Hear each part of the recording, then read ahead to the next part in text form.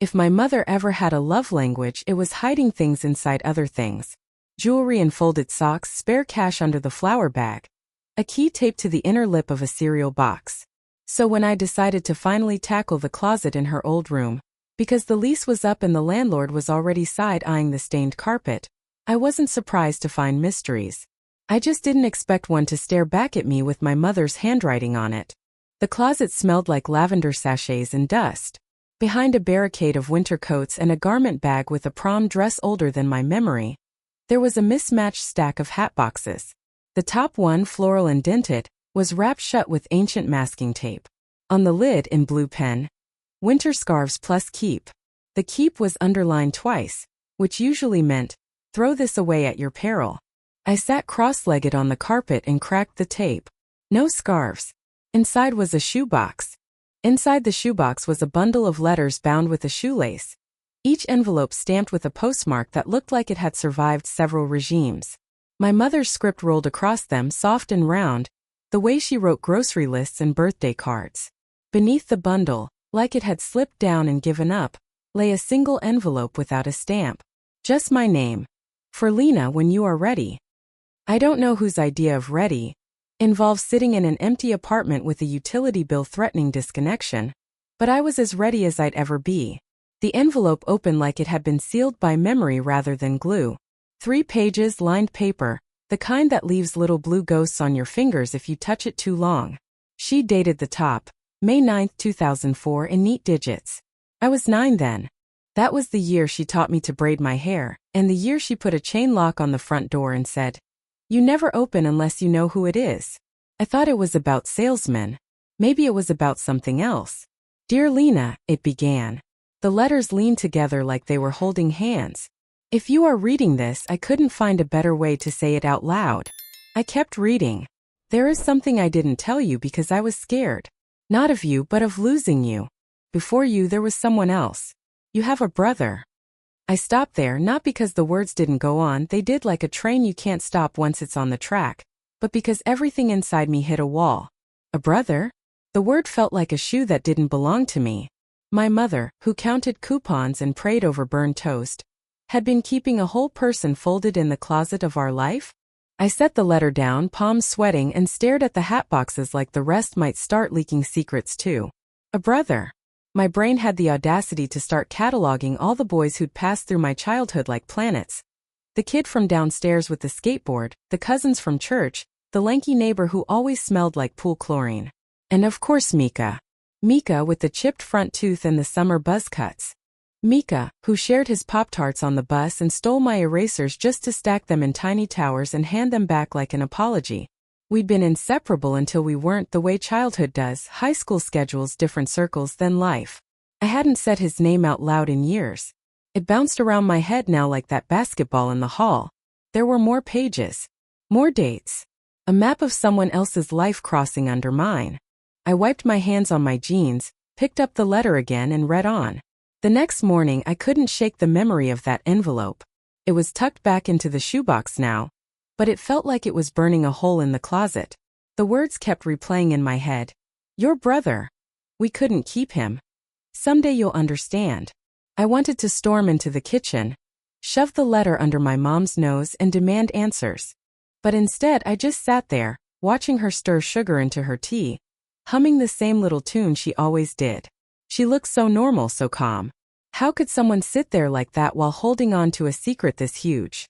I barely tasted my breakfast. Every bite of toast felt like sawdust. My mom glanced up at me once, almost like she could sense my thoughts circling, but she didn't say anything. I wondered if she knew that I knew. The rest of the day was a blur. I went through the motions at work, but my brain was a storm. Did I really have a brother? Why would she hide him? Was he older or younger? Did he even know I existed? By evening I couldn't take it anymore. I pulled out the letter again, scanning it line by line like maybe I'd missed some hidden clue. But all I had was a name, Daniel. The name hit me in the chest. Not because it was unusual, but because it was so ordinary. So real. Somewhere out there a guy named Daniel was walking around, maybe looking like me. Maybe not. Maybe wondering about his family too. That night I dreamed of being 10 years old again. playing tag in the cul-de-sac with my best friend Jason. He was always it, always chasing me down with a grin plastered across his face. In the dream I turned around to see him running toward me. But when I looked closer, it wasn't Jason's face anymore. It was mine. I jolted awake, heart racing. The letter, the dream, the gnawing suspicion, it all pushed me to one conclusion. I had to confront my mom.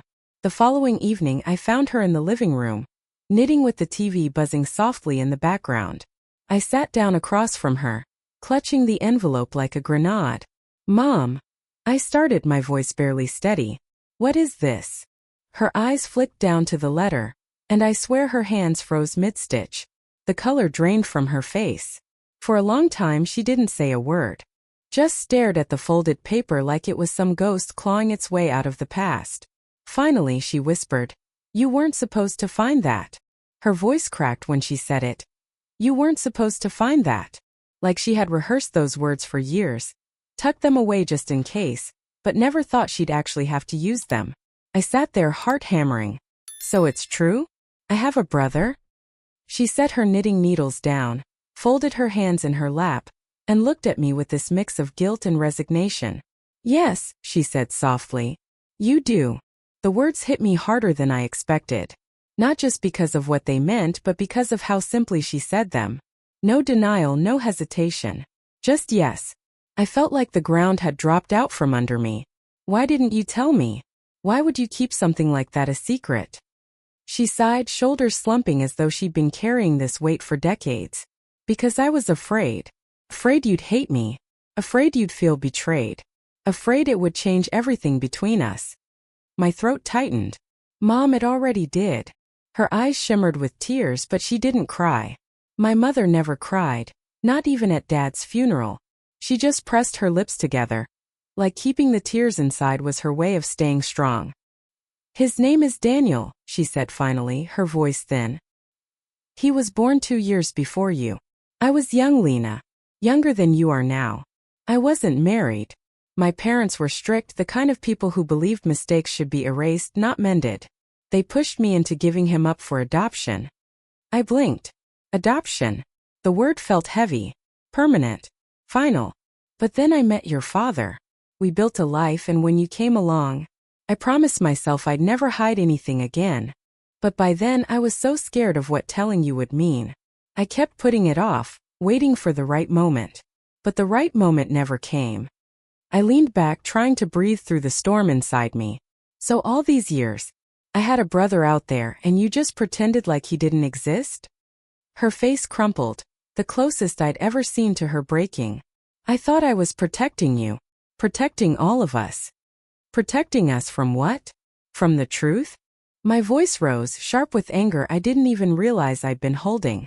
She winced but didn't argue. I rubbed my temples, pacing the room.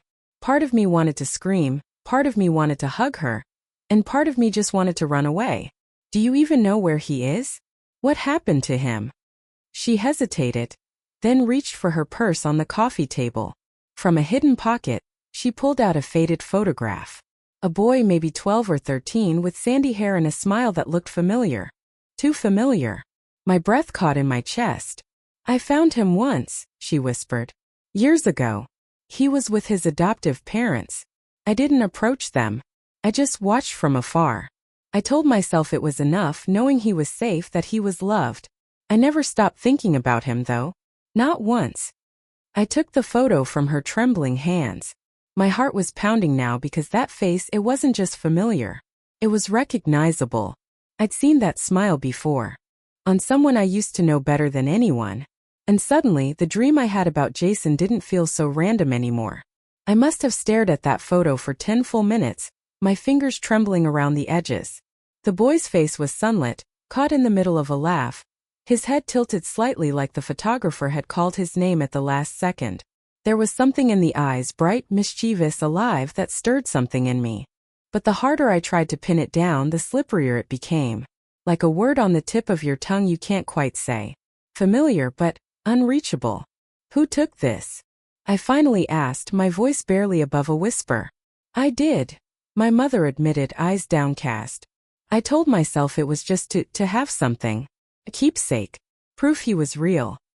I looked at her, and for the first time I saw her not as my mother, the woman who raised me, kept me fed, pushed me to study hard, but as someone who had been just a scared young girl once, cornered by the people who were supposed to love her. A girl who'd carried the weight of that choice every day since. But sympathy tangled with my anger. A knot I couldn't untie. So you kept a photo but couldn't tell me? You let me grow up without knowing I wasn't an only child? Her voice broke. I told myself I'd explain one day when you were older. But then you were older and I lost my chance. Every year that passed made it harder. I dropped into the armchair, still gripping the picture like it might vanish if I let go. Daniel. A brother. Out there somewhere. Maybe thriving, maybe struggling, maybe wondering if the woman who gave him up ever thought of him. And all the while I had lived my life completely unaware. Making friends, going to school dances, staying up too late on the phone with people who swore we'd be best friends forever. The thought made my stomach churn, because the boy in the photo, he didn't look like a stranger. He looked like someone I should have known. That night I couldn't sleep. I tucked the photo under my pillow like some weird talisman, as though it might whisper the truth to me in my dreams. My brain kept looping through every face from my childhood. The boys from the neighborhood, kids from school, cousins who came and went. The puzzle pieces didn't fit yet, but I knew deep down that when they did, my whole world would shift. The next morning over coffee, my mother said quietly, "There's a chance you might meet him one day." I froze mid-sip. "What do you mean?" She twisted her wedding band nervously. "I never reached out, but he might." I kept my name on the adoption file just in case. The thought sent a chill down my spine. Somewhere out there, my brother might be wondering who I was. He might already know my name. But I wasn't ready, not yet. All I had was a photograph, a letter, and the gnawing feeling that the boy's smile belonged to someone I used to know. And once I figured it out, nothing would ever be the same. The photograph never left my pocket. I carried it folded against my thigh all week, pulling it out at odd moments, on the bus, during lunch, even in the bathroom at work like some guilty secret. Every time I looked at that smile, I swore I was closer to placing it. One night, I dug out my old yearbooks from the boxes under my bed. They smelled like dust and Sharpie ink, crammed with inside jokes and doodles I didn't even remember making. I flipped through page after page, tracing the rows of faces like I was hunting for a ghost. First, nothing. Just the blur of childhood acquaintances who had long since faded from memory. But then I noticed something strange. The boy in my mother's photo wasn't just haunting me. He seemed to echo in certain faces I did remember. A curve of a grin here, the tilt of a head there. By midnight, my floor was littered with yearbooks, loose photos, and even an old shoebox of birthday cards from classmates. I spread them out like evidence in some cold case investigation. And again, I found myself circling back to one familiar figure from the margins of my childhood. My best friend, Jason. But no, Jason had a wider nose, darker hair, freckles that splashed across his cheeks. He wasn't the boy in the picture. At least not exactly. Still, something about the way my stomach clenched when I thought of him made me shove his yearbook photo aside too quickly, like I was afraid of the answer it held. The next day I called my Aunt Clara, the one person in the family who was always a little too honest, a little too willing to spill tea she wasn't supposed to. "Clara," I asked carefully, "do you remember Mom before she married Dad? Anything about that time?" There was a pause on the line, then a sharp intake of breath. "Why are you asking me that?" I hesitated. "I just found something. A letter." Another pause. Then her voice dropped to a whisper. "She told you, didn't she?"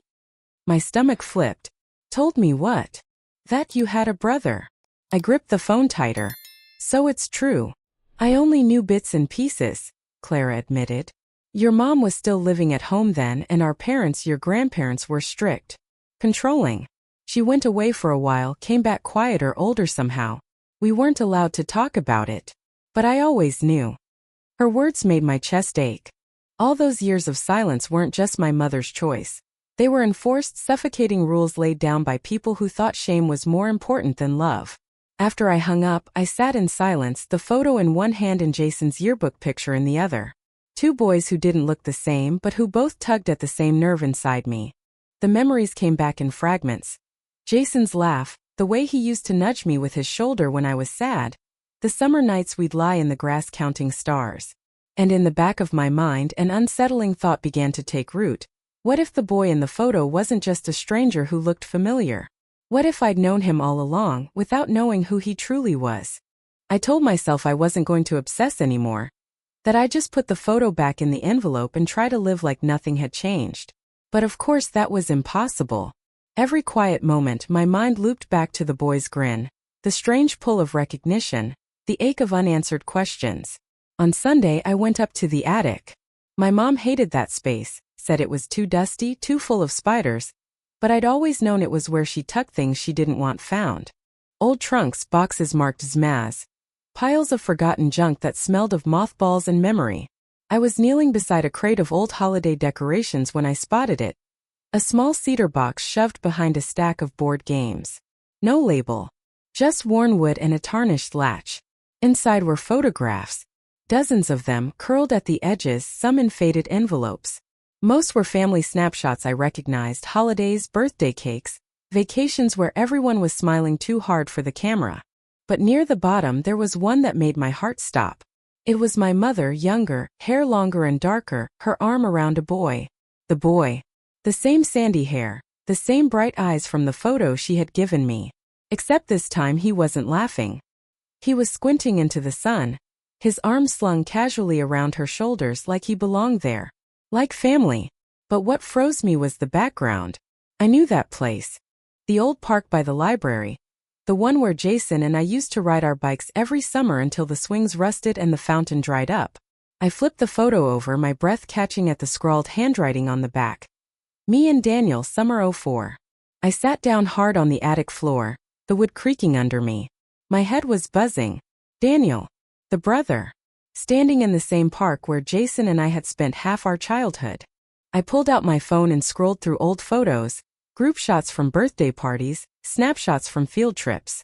And then, as if the universe had been waiting for me to catch up, I found it. A class picture from 3rd grade. There was Jason in the front row, grinning with his chipped tooth.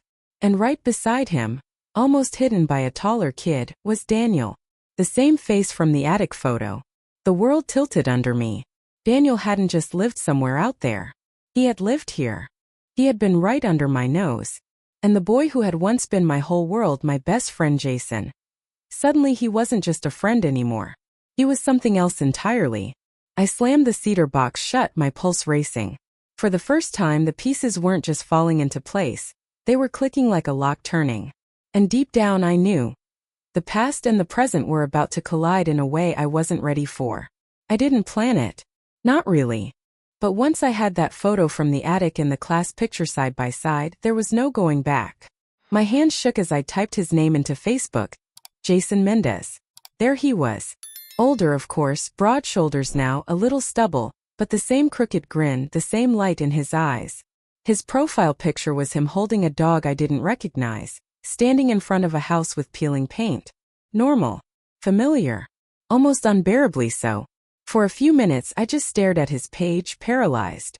How do you message someone you grew up with, the person who knew all your secrets, who shared your Pop-Tarts, who sat with you on the swings until the fireflies came out, and say, by the way, you're my brother? I didn't have to. Because just as I was hovering over the message button, a notification popped up. Jason, hey Lena. My heart stopped. I opened it. Been forever. I found an old picture of us at the park the other day. Made me think of you. How've you been? I swear I almost dropped my phone. Of all the times for him to reach out, I typed back with trembling fingers. I was just thinking about you too. Want to meet up? We chose a coffee shop downtown. The one with mismatched chairs and overstuffed couches where we used to sneak milkshakes in high school. When he walked in, it was like time folded in on itself. Jason, Daniel, whatever name I was supposed to use, looked at me with that same boyish smile, and suddenly we were 12 again, daring each other to jump off the tallest swing. Lena, he said, pulling me into a hug that knocked the air out of me. God, it's been years. I hugged him back, but my chest was tight. He pulled away and laughed. You look exactly the same. Just taller. I smiled, but inside my brain was a whirlwind.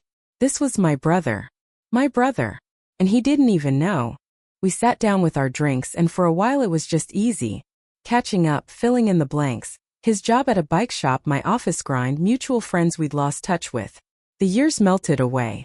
But under it all, the secret pulsed like a heartbeat. Finally, I couldn't take it anymore. I reached into my bag and pulled out the photo. The one from the attic. I slid it across the table.